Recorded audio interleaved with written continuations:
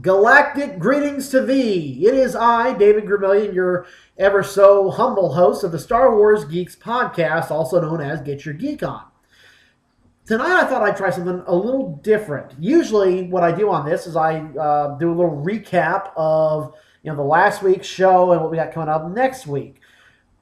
But the shows, to be honest, have been getting kind of crowded lately. There's a lot of stuff in there, which isn't bad, but it means that something's got to go because I can't have the show go on for 5 hours because I need to sleep, which sleep is good, at least according to most people. My wife would glare at me, and rightfully so, because we got things to do, and I can't be up all hours of the night doing Star Wars stuff. At least not anymore, because I'm not in my 20s like when I used to stay up all night doing Star Wars stuff. Anyway. So what I'm going to do here is I'm going to take a segment from our show in which I review the Clone Wars, and I'm going to put it here.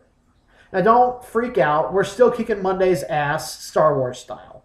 The podcast is still there. The topics are still there. The news is still there. Latina Review, sadly, is still there. Nothing's going anywhere. We're still doing everything the way that you guys want it to be. No problem there. In fact, I encourage you all to check out the show. Links are right down there in the description. Bookmark it and be there every Monday. Why? Because it's the most fun you can have on Monday night, and it's my show, so I'm going to plug it because it's awesome. So this is a Clone Wars review. The reason this came about is because I hadn't seen the 2008 Dave Filoni Clone Wars series. I've seen and loved the 2003 series. But I hadn't seen the Filoni. I'd seen pieces of it here and there, but really nothing to hang my hat on. So since the people asked for it, I obliged, and I've started watching it from the very beginning. This one is starting with one called Bombad Jedi, and covers an arc of about 3 episodes. And I knew from the title it was a Jar Jar episode. It was my first ever Jar Jar episode. Now, for those of y'all who don't know, I am not a prequel hater. Disappointed, yeah, buddy. But I'm not a hater. There's still Star Wars movies, and there are still some redeeming qualities. And no, not every second of it is pure garbage. And no, I would rather not have my retinas scraped with razor blades than watch the prequel. No, that's not me. That's not who I am. There were a few things they could have done better, but this isn't about this. This is about the Clone Wars. So let's. Yeah, I'll get into the prequels another time, believe me, but let's Clone Wars now. This one. So Jar Jar, not my favorite character, but he gets his own episode because it's the Clone Wars. Okay, I get that. So what worked in this one? Okay, so Bombad Jedi. For some strange reason, Padme is going to Rhodia by herself with only Jar Jar and 3PO along, even though the introduction says that this is like the unknown regions and the outer reaches and enemy territory, and she's going out there with no escort or troopers or nothing. I mean, not even a taser or stun gun or mace, or not mace window. I mean mace, the spray stuff. Nothing, because Rhodia is thinking about going over to the Separatists. Okay, well here, I want to know what Dooku is offering these planets, these systems, to turn against the Republic. The Trade Federation, that was one of my beefs with the Phantom Menace, is we never really know why the Trade Federation is blockading Naboo. What did Sidious offer Newt Gunray to blockade Naboo? We never find that out. We don't know what's in it for him. So I don't know why Rhodia and the Outer Rim and all these planets would want to break away from the Republic. What is Dooku offering them? I don't really know. I have to admit there was a spot where Jar Jar is trying to rescue Padme, and he's climbing up this tower, right? Using these vines, and he's barehanding it, and he's the way that he gets up there, it was actually pretty cool. The animation was well done, and it looked pretty good. So he's up in the tower, finds out Padme has already escaped, and he jumps down. He gets in the water, and the droids you see them drop one grenade into the water, right? And when Jar Jar sees a grenade, he sees that they've really dropped like 30 grenades into different spots of the water. I thought that was hilarious. I thought that was great. He looks and it's one blinking red light, and then all of a sudden it's like 30 blinking red lights all over the place. And that's Dave Filoni humor. If you've seen the last Airbender series, you know Dave Filoni humor, and that was it. Sadly, that's about all I thought was good about the episode. Well, I did like Jar Jar's interaction with 3PO was pretty funny. In that 3PO didn't really care for Jar Jar all that much. He kept mispronouncing 3PO's name, and he was even more annoying than 3PO, so yeah, the interaction was pretty funny between them. So the first few seconds of the first episode, we see Jar Jar in, and Jar Jar almost crashes the ship by being clumsy. Why Padme brought Jar Jar of all people? What was the purpose of having Jar Jar? Someone that they already know is clumsy, someone they already know is accident prone, someone they know almost gets people killed because he's accident prone, and she brings him along on this super top secret mission. Okay. In a time of war, there's no way a senator like Padme, someone high profile, someone who's already had an assassination attempt against her, there's no way she'd be allowed to travel in enemy territory with no escort, no troopers, no Jedi, nothing. That's far-fetched. It's so far, I can't even reach it. It's so far-fetched. I can't. Okay.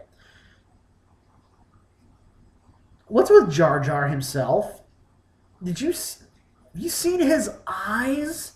Jar Jar was creepy. I mean, Jar Jar was way creepy. They're like this yellow color, and they bugged out, and they just... No, that was...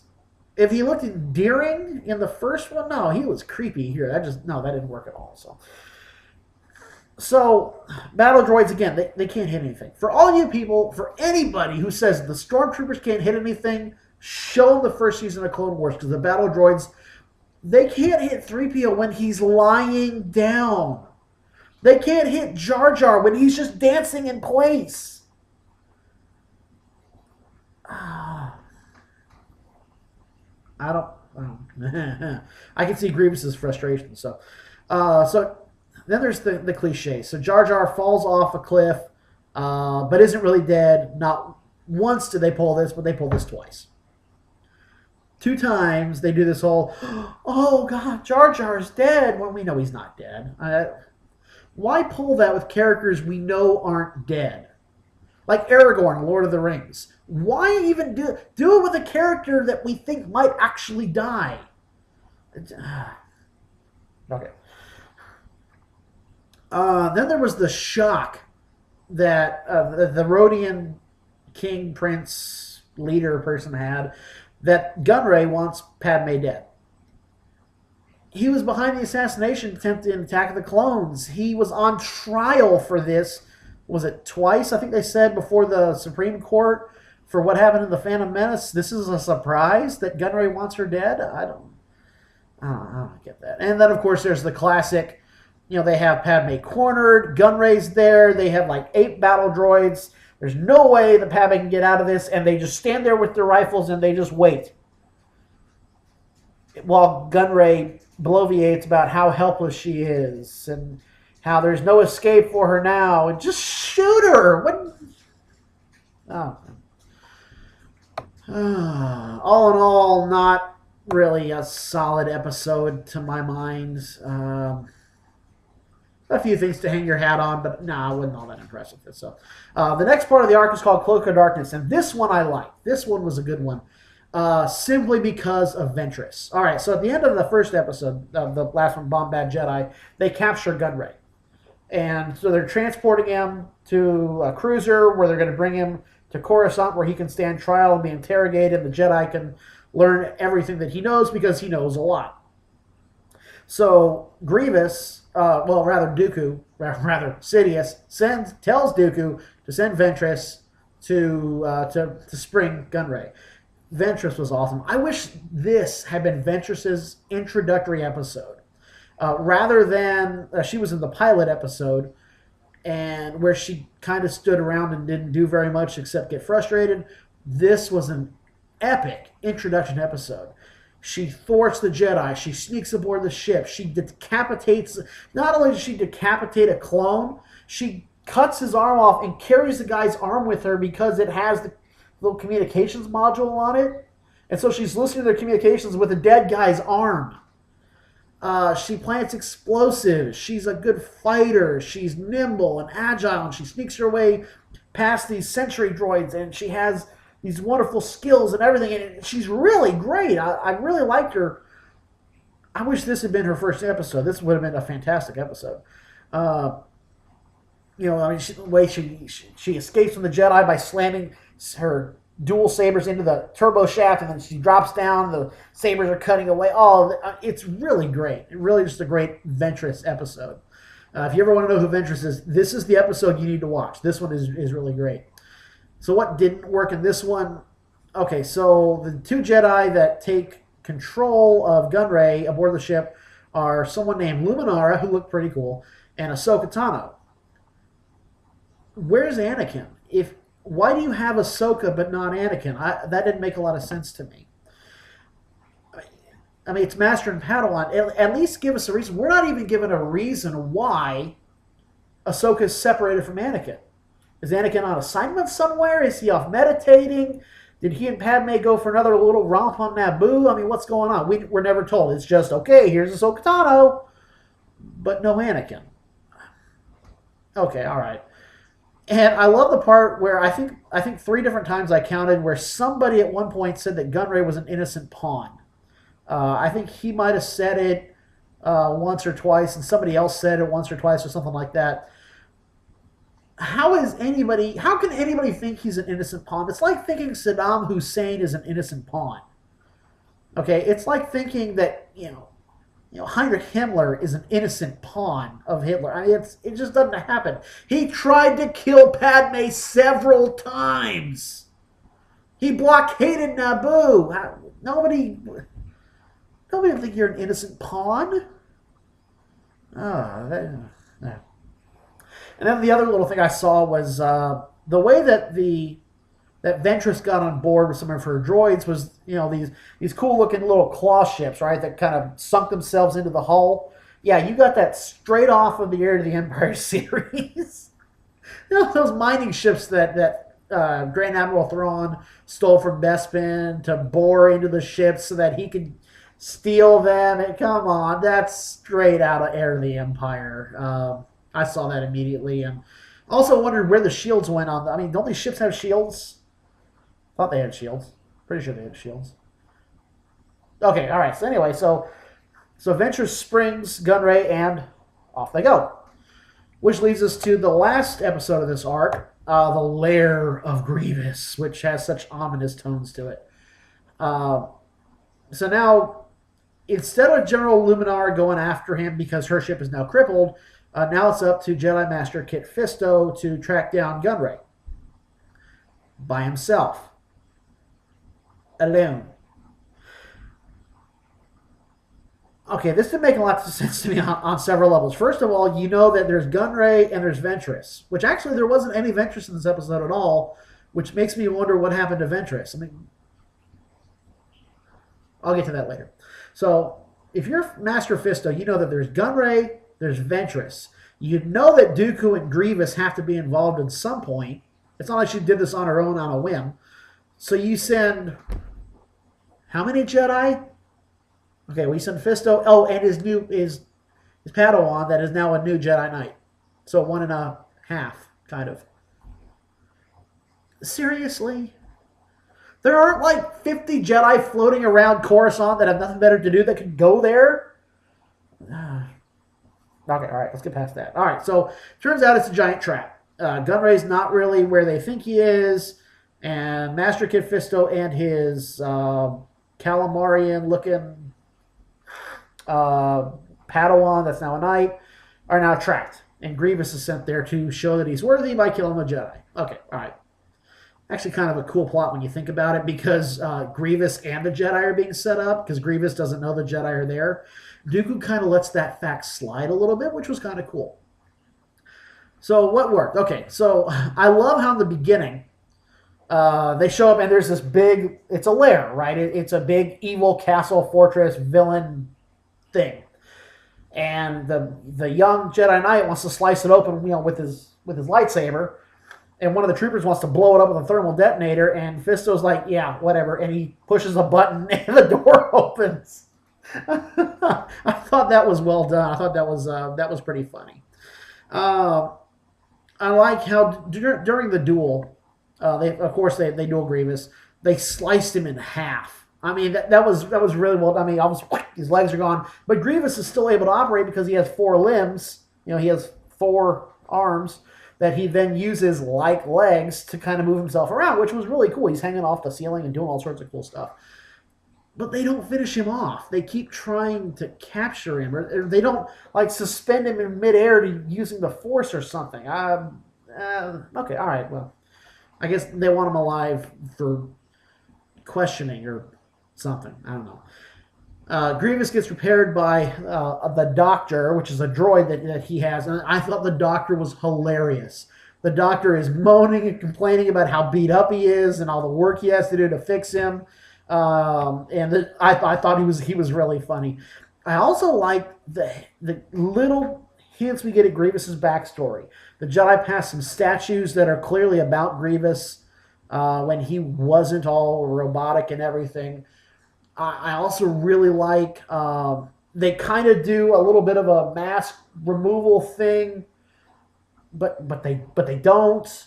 It's kind of like the Vader reveal in Empire Strikes Back, where the dome comes down on top of him, and you kind of see the back of his head, but not really. I thought that was really well done as well. What didn't work, I already talked about not sending 50 Jedi, to go after Gunray and Ventress. Fisto knows that Grievous is coming. He has people that tell him, hey, we got a ship coming. It looks like it matches Grievous's description. You got company. And Kip Fisto even says, all right, we need a plan. Well, apparently their plan was to surprise Grievous at the entrance, telling him to surrender, so you've lost the element of surprise, and then trying to, tie cables to his waist or something. I don't know. They attach two cables to his waist, right? At his waist. And the clones are at the end, and they're holding him, but they're not trying to wrap the cables around him or anything. They're just holding him there. I didn't quite get what the plan was. I don't know. So Grievous runs away, or climbs or skitters or whatever, because half of him is missing. And instead of going after him, Kit Fisto breaks off and says, let's tend to the wounded. You got Grievous is halfway to finish. And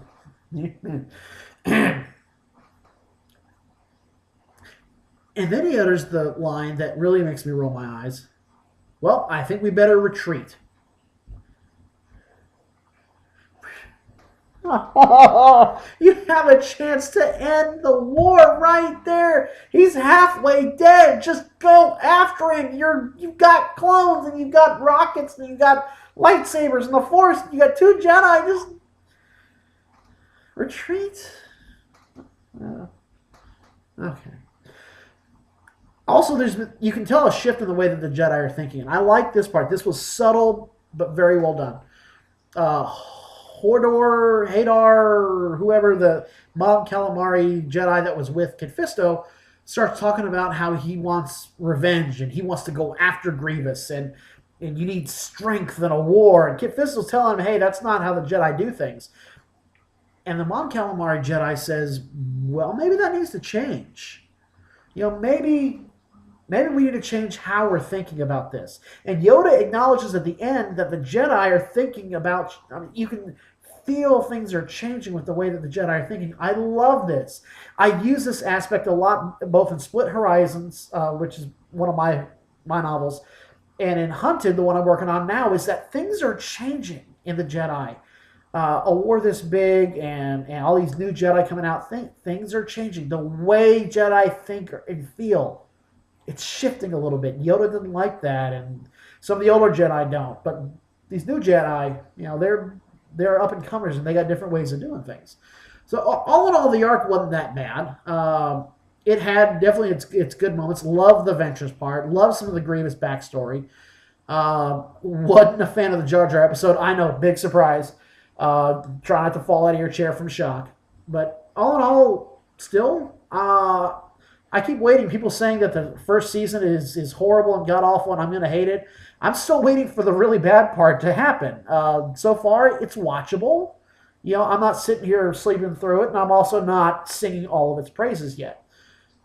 So far, so good. So I'm going to see everybody Monday night, whether it's freezing cold outside or not. You can't see out my window, but trust me, there's like grapple, which is like, well, you can look that up later. That's okay. But don't forget to come by. Don't forget also that we have a petition going to try to get Daryl into episode 7, or at least give him a shot, give him an audition. If enough geeks can sign the petition, which there are over 9,000 of us. Yeah, you thought about the over 9,000 part from Dragon Ball Z, didn't you? That's okay. That's certainly better than thinking about Get to the Chopper. You thought about that too. So sign the petition. Let's get there. I mean, it takes 30. It literally takes. I timed it. It took me 27 seconds to sign the petition. So take 30 seconds. You can have 3 seconds on me. Go ahead. I'll let you have them. Take 30 seconds, sign the petition, and let's get a geek a real shot at this, shall we? So, on behalf of everybody here, may the force be with you all, and see you Monday night, 8 o'clock Central.